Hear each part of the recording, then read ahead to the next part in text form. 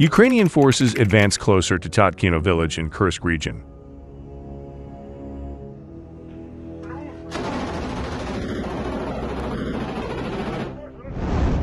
In the Kursk region, Ukrainian assault units have advanced closer to the village of Tyotkino.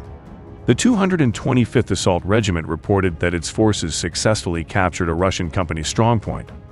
This strategically significant position was well fortified with defensive structures, including bunkers, trenches, and multiple firing positions, designed for a circular defense.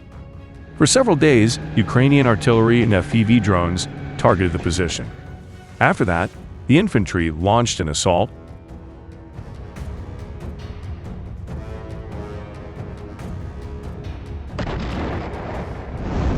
The video captures the final stage of the battle. The assault troops of the 225th Regiment throw grenades, explosives, and even timed anti-tank mines at the fortifications, finishing off the remnants of the defense and taking control of the position. According to OSINT analysts from War Archive, the position is located east of the village of Tyotkino, which is situated near the Ukrainian border. Ukrainian defense forces have attempted to seize Tyotkino more than once. Last year, units of the Russian Liberation Forces, fighting alongside Ukraine, tried to dislodge Russian troops from the village.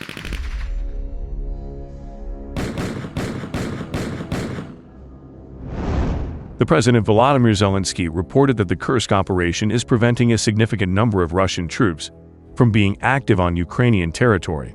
Ukrainian motorcycle units are also being deployed for advancements in the Kursk region.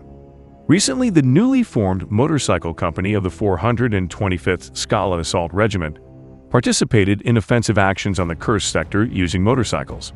At high speed, the assault group overcame engineering obstacles in the form of dragon's teeth, crossed the border, broke through enemy positions, and captured them. The motorcycles also facilitated a rapid withdrawal from the occupied positions.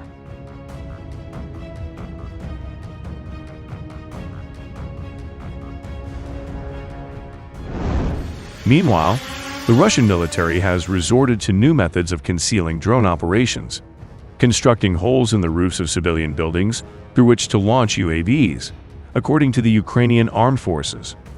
The 15th Mobile Border Detachment, Steel Border, reported on Facebook that Kremlin troops have modified civilian rooftops in Russian border settlements to serve as launch and landing points for drones, an apparent attempt to avoid detection.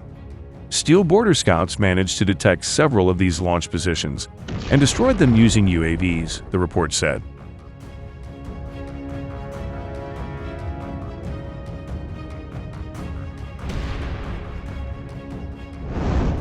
A video shared by the unit, whose location and time Kyiv Post could not independently verify, shows Ukrainian FPV drones striking the concealed sites.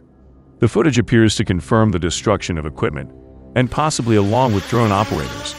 On Tuesday, Ukraine's security service, SBU, head Vasyl Malyuk revealed similar tactics were used in the Spiderweb operation, which targeted Russian strategic bombers.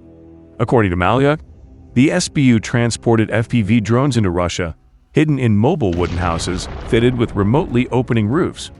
Once in place, the drones were launched through the open roofs to strike their targets, which included Russian heavy bombers.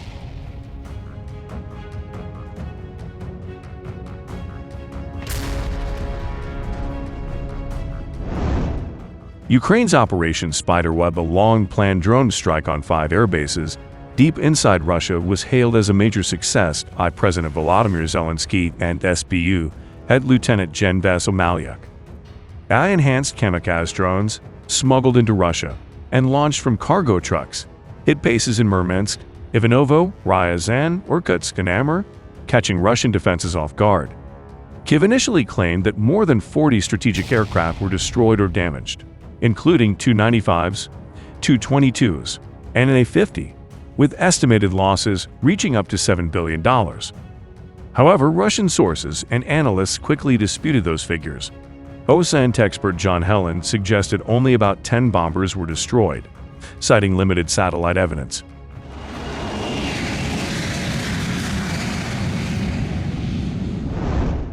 The update from Ukraine's National Security and Defense Council confirmed 13 aircraft were fully destroyed, with more than 40 damaged.